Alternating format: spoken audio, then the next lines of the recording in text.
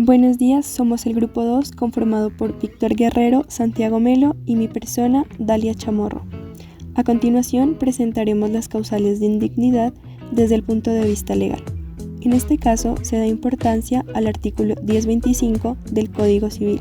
En esta ocasión haremos énfasis en la causal número 2, la cual nos dice lo siguiente: el que cometió atentado grave contra la vida, el honor o los bienes de la persona de cuya sucesión se trata, o de su cónyuge, o de cualquiera de sus ascendientes o descendientes, con tal que dicho atentado se pruebe por sentencia ejecutoriada. Debemos entender que en esta causal no solo se protege la vida, el honor y los bienes del causante, sino también de su cónyuge y de sus ascendientes o descendientes permanecientes a su núcleo familiar. Para entender más a fondo, abarcaremos los elementos que configuran la causal de indignidad respecto al numeral 2. Primero que todo, este evoca a tres tipos de bienes jurídicos, como la vida, la honra y los bienes. También exige la existencia de una sentencia ejecutoriada, en donde se individualice a la persona que deberá quedar indigna por haber atentado gravemente contra el causante y los demás bienes jurídicos que se le tutelan. Para abarcar la parte doctrinal, tenemos a Sonia Esperanza Segura en su libro Derecho de Sucesión, donde menciona que el atentado grave contra la vida se entiende como la tentativa de homicidio, el desistimiento del homicidio, el delito de lesiones personales graves, los delitos de calumnia e injuria, el incesto, la bigamia y los delitos contra la libertad y el honor sexual. Respecto al tema de la honra, manifiesta que se atenta contra la honra cuando se haya cometido adulterio por parte de uno de los cónyuges, siempre que haya sido declarado mediante sentencia ejecutoriada en proceso de divorcio. En cuanto al atentado contra los bienes, se abarcan los delitos de defraudaciones contra la propiedad, como por ejemplo el hurto, el abuso de confianza, extorsión, estafa. Además, es importante mencionar que sus ascendientes o descendientes no tienen que ser necesariamente legítimos, sino que tienen la posibilidad de suceder de manera intestada. Además, según José María González Valencia, en el libro de Derecho de Sucesiones de Roberto Suárez Franco, nos dice que se tiene en cuenta que se exige sentencia ejecutoriada anterior a la declaración de indignidad. Es preciso que antes de declarar la indignidad respectiva se haya seguido un juicio, que haya terminado por una sentencia condenatoria y que esta sentencia esté ejecutoriada. No se admite otra prueba de hecho en que consista la indignidad, sino la sentencia. En este caso, es preciso probar el atentado por sentencia. Por otro lado, desde el punto de vista jurisprudencial, la Corte en sentencia de mayo 17 de 1946 sostuvo que en algo tan trascendental, a la vez que excepcional, como es en esta sanción, el juzgador como tal no puede ir más allá que el legislador. ¿Cómo iría si prescindiera de las exigencias que éste hace para que se pueda llegar a ese resultado?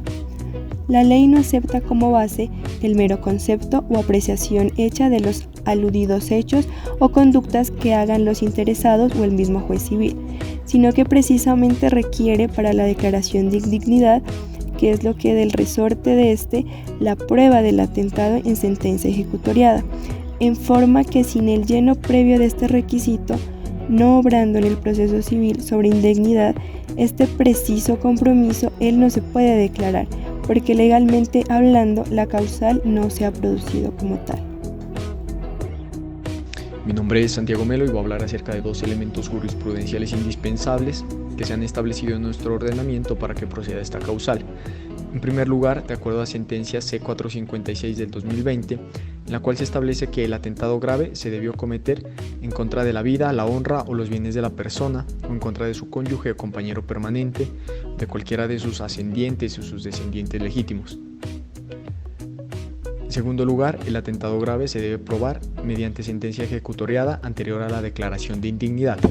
En este punto, la Corte Suprema de Justicia, en sentencia del 25 de mayo de 1961, aclara que la indignidad se haya llevado en juicio que terminará por sentencia condenatoria y que esté ejecutoriada. No se admite otra prueba del hecho en que consista la indignidad, sino la sentencia.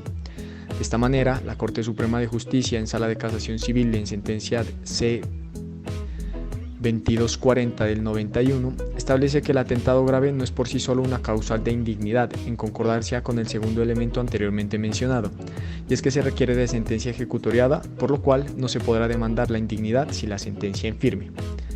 Igualmente, en sentencia C-4829 del 2021, la Corte Suprema de Justicia aclara que no se exige siempre una sentencia ejecutoriada que declare la existencia de un tipo penal que atente contra la vida, la honra o los bienes de la persona, ya que si el atentado grave no llega a constituir un delito, será el juez quien analiza las razones suficientes para declarar indignos a los herederos y no podrá siempre exigirse la sentencia ejecutoriada.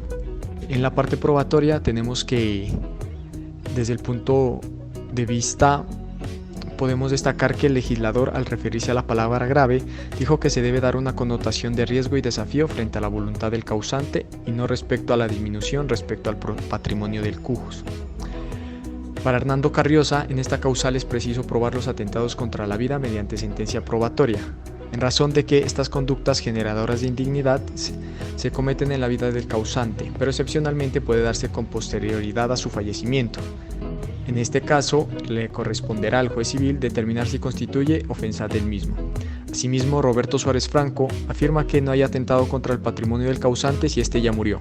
El atentado sería contra sus sucesores y, como anteriormente mencioné, debe existir sentencia condenatoria debidamente ejecutoriada anterior a la declaración de indignidad. Mi nombre es Víctor Javier Guerrero Armero y les voy a hablar acerca de un caso real que encontramos en la jurisprudencia colombiana en donde se configura la causal en objeto de estudio. La Corte Suprema de Justicia en Sala de Casación Civil consideró que se configuró la causal 2 del artículo 1025 del Código Civil en la sentencia 183 del 17 de mayo de 1990.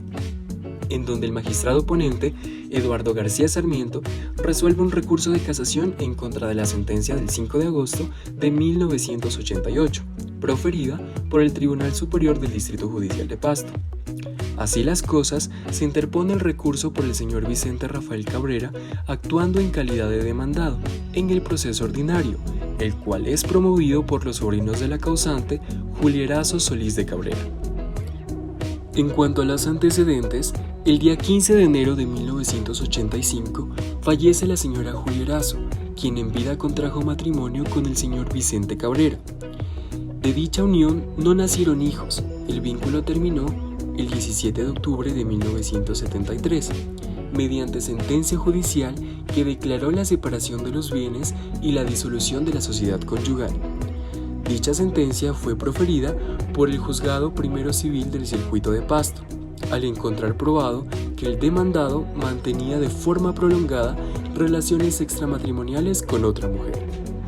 En ese sentido de ideas, los sobrinos de la causante, en calidad de herederos, por representación, interponen una demanda para declarar la indignidad de Vicente Cabrera, bajo la causal segunda del artículo 1025 del Código Civil. En el entendido de que el demandado, al abandonar moral y materialmente a su esposa por el público amancebamiento que éste mantenía con otra mujer, afectó y atentó gravemente contra la vida y el honor de la difunta. Dicha situación se prueba por la sentencia ejecutoriada que declara la separación de los bienes y la disolución de la sociedad conyugal. Por tales razones, se pide que sea excluido de su derecho hereditario y su porción conyugal.